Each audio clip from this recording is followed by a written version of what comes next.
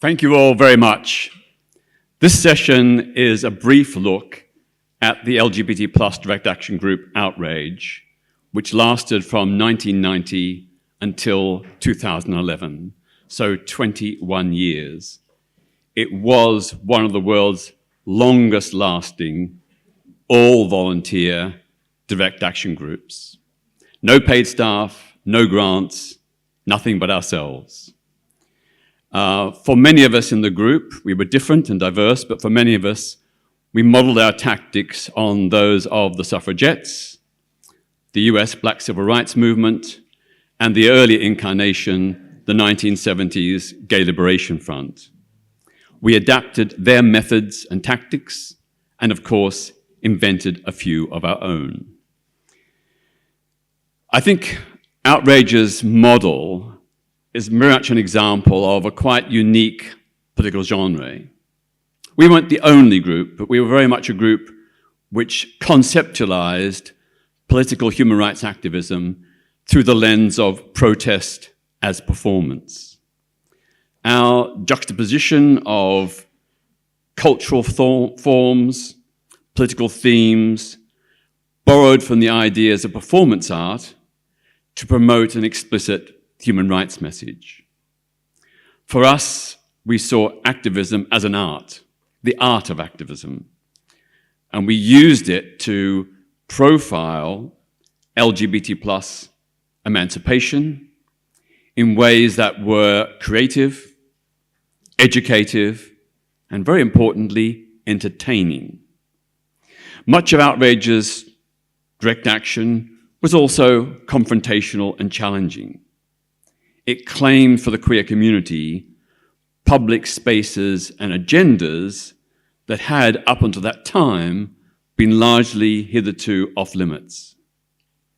So our bid for justice involved intruding, often uninvited, into previously all heterosexual domains.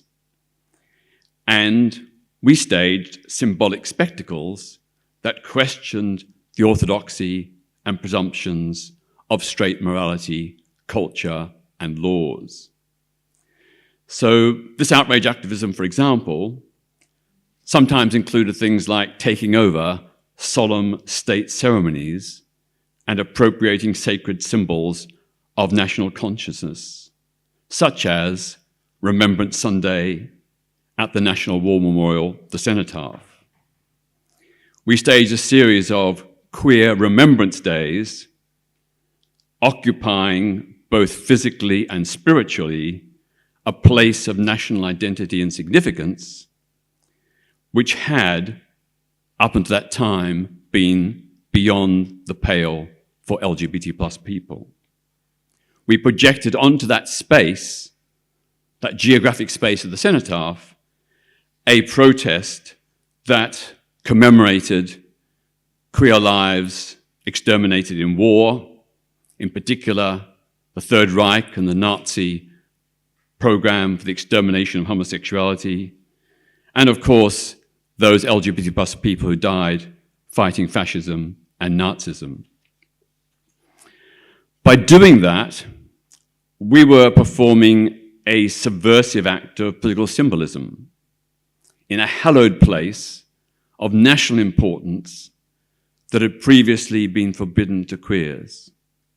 In the early 1970s, Gay Liberation Front activists had laid pink triangle crosses in the Field of Remembrance at Westminster Abbey, and they were all arrested. Up until 1985, laying a pink triangle wreath at the Cenotaph in commemoration of LGBT plus war dead who died fighting fascism, that was forbidden. People were sometimes arrested, or more often, the wreaths were simply taken and destroyed. So claiming this state memorial and ritual for a queer agenda challenged that invisibility and censorship. It helped promote a public awareness and debate about a marginalized element of queer history and suffering. It also, Queer Remembrance Day, illustrates the way in which outrage transcended a purely legalistic approach to LGBT plus liberation. Unlike other mainstream, respectable LGBT campaigners, which tended to be co-opted into the confines of parliamentary politics and law reform, Outrage's model of direct action was foremost about raising public consciousness, transforming cultural attitudes, challenging the orthodoxy of mainstream values.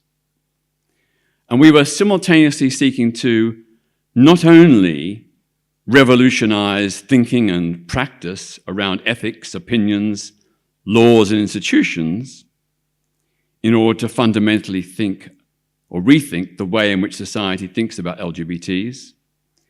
We're also trying to change the way in which the LGBT plus community thought about itself. So there's a twin track: change social consciousness and change queer consciousness. Because in this area, even in the 1990s, there was so much internalized homophobia, biphobia, and transphobia in our community. Too often, particularly back in the 1990s, we LGBTs were depicted as victims of prejudice, discrimination, and violence by LGBT plus organizations. We are victims of religious condemnation, victims of hate crimes, victims of bias in the workplace, victims of police harassment, and so on. Now, this victimization was real and true enough. It has to be acknowledged, and it was acknowledged by Outrage. But the constant labeling of queers as victims also had its downside. As well as evoking empathy, it sometimes stirred heterosexual supremacist contempt and disparagement, even to the point of encouraging homophobes to see us as easy, vulnerable targets of abuse. So for queers on the receiving end of such bigotry, the label of victim was often profoundly disempowering and dispiriting. So that's why Outrage, through its militant direct action tactics, sought to undermine the notion of LGBT plus people as victims. In its place, we sought to create a new queer consciousness of pride, defiance, and resistance, where fags and dykes, trans and others, maintained a skeptical, discerning attitude towards straight culture and refused to conform meekly to the dictates of straight society. We didn't just want equal rights within the status quo. We saw the status quo as profoundly unjust. We saw it diminishing not just us as LGBTs, but our straight friends as well. We wanted a transformative agenda to move beyond what was to what could be. A precondition for the self-respect and self-empowerment of queers is overcoming, transforming the psychologically disabling victim mentality that has been forced upon us by straight society. We had to challenge that. We had to say no. We had to resist. We had to present a new, different narrative.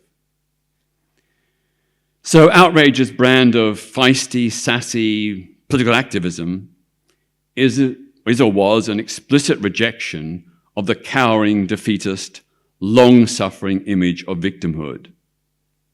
Our confrontational protests, where we dared to challenge even the most powerful homophobes in politics, the church, the police, and others, this was all about making the mental and emotional transition from victim to victor, to rewrite the way in which LGBT plus people saw themselves.